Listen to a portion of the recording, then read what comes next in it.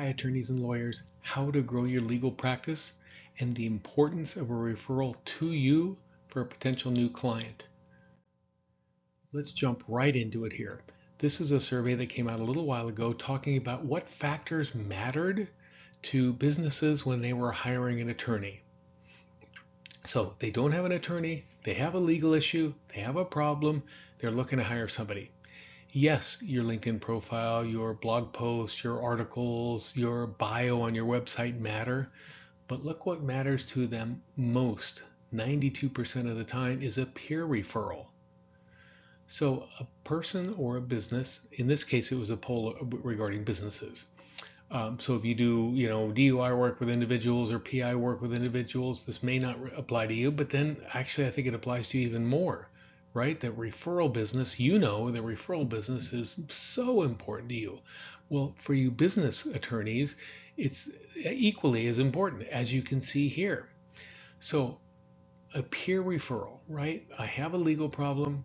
I don't know an attorney in this area. I don't think my attorney does this type of work. Let me ask a friend or a colleague or another business that I know if they've had this problem, and if so, who did they use? Wow, that is so important. And it's happening offline. You don't even know this conversation is taking place. So you have a bit of a problem. They never taught you in law school how to grow your legal practice. You want to make more money, have less stress, have a life. I totally get that. That's why I'm here. I coach attorneys, law firms, legal practices on business development and how to get better at the business side of being a lawyer. I practiced myself for over 10 years. I've been doing this for over 10 years. I'd love to talk to you, but I'd like to just, through these YouTube videos, give you little nuggets of information that'll help you to grow your practice. And I think this one, whether you're a small firm, a solo, a medium-sized firm, maybe you're part of a larger law firm, this is applicable to you.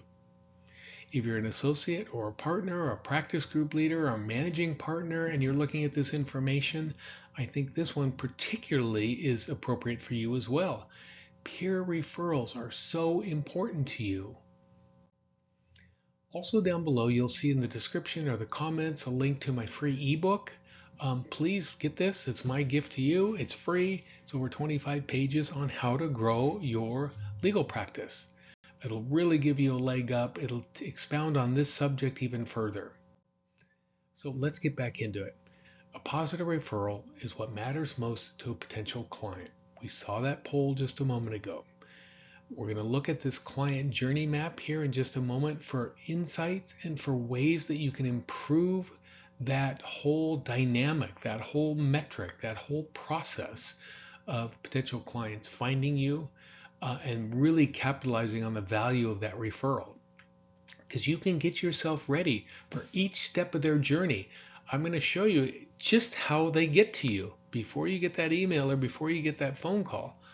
Or if you don't get that email or that phone call and they've gone elsewhere because they didn't like what they found out, you can improve in both of these areas here and get ready to help them find you, get ready to help them make that hiring decision for you as an attorney or for you as a firm. A little bit of market intel. This comes from a variety of sources, but any one of these could be the subject of a whole one of these 10-minute videos, right? Over 3/4 of businesses with a legal need seek a peer referral. 3/4, right? All of your ads, all the blog posts, all the speaking at conferences, all the things that you're trying to do are important. But what's really most important is recognizing that people with a legal problem seek a referral. They don't jump onto Chambers, they don't jump onto Google right away. The first thing they do is talk to people that they know. It's a buying decision. It's an important buying decision for them. And like we saw earlier, it's the most important thing that they do. Client service is the number one differentiator. So when they're talking to somebody about you, what sets you apart? It's usually not pricing. In fact, that's fourth or fifth on the list of what matters to them. The number one thing is client service. How did they do for you? How did they take care of you? Who did you use? What was the experience like? None of that asks about what their hourly rate was. And that's the number one factor. And then as we saw before, 92% of the time, that's the most important thing, that referral is the most important thing in their decision-making process. They look at your website, they look at your LinkedIn profile. You've got to know this. And all of this is happening without you even knowing it yet.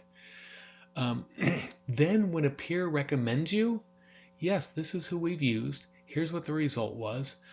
That potential client goes through all of this process, but when they have that positive referral of you, they've checked you out on your website, they've checked you out on LinkedIn, and they call you or they email you, 66% of the time they're going to hire you. Wow. So by the time you've had your very first contact with them, they've gone through all of this process. And if they're contacting you, it's almost like, don't mess it up, right? They've already decided 66% of the time that they're going to hire you. So let's look at this journey kind of graphically here for you to get a visual. And what I'm going to implore you to do in this short video is to stop at any one of these steps. Act like you're the potential client trying to find you. Okay, here's what they're going to do. As we saw before, they're going to make a phone call to a peer. If you get recommended by that peer of theirs, which you hope is your client, this is a whole nother subject, and I'll just touch on it for a moment.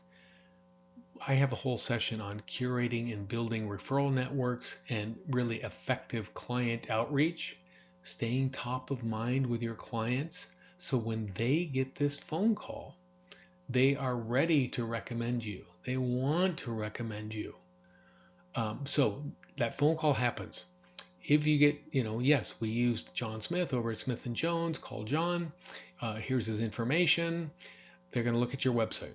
They're going to look at your bio. They're probably going to go over to your practice group page, back to your bio. They're going to go over to LinkedIn, back to your website, and then they're going to call you or email if they like everything that they've seen. So stopping right here and just saying, how well do my clients know me? Do I reach out to them 3-4 times a year with pertinent, valuable, value-add information for them? Not, do you have any business for me? But stuff that would be interesting to them. Articles, webinar invites, a podcast link. Hey, heard this the other day, thought it'd be really interesting for you and your finance department. Whatever, finding ways to stay top of mind with them. And I have a whole nother YouTube video on here on this subject about client outreach. You should probably check that out if this is your very first kind of stumbling block or first area where you want to improve. Your website, is it up to date? Is your bio page up to date? Is your photo current? And tell me you don't have one of those little gray avatars on your LinkedIn profile or on your bio page because you've never bothered to go get a photo done, a professional headshot done, or that it's the one from 20 years ago. So really stop at each one of these and say, how can I improve that client journey so that I do get that phone call or I do get that email?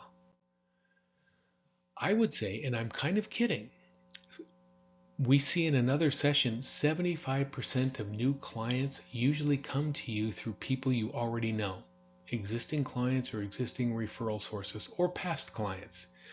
You could stop right now looking for new clients, and you could really dedicate yourself to just the information that's here and in that free ebook, and you'd be a leap ahead of the competition because it's not new business from new clients, and all of that effort kind of spinning your wheels out in the marketplace to find new clients.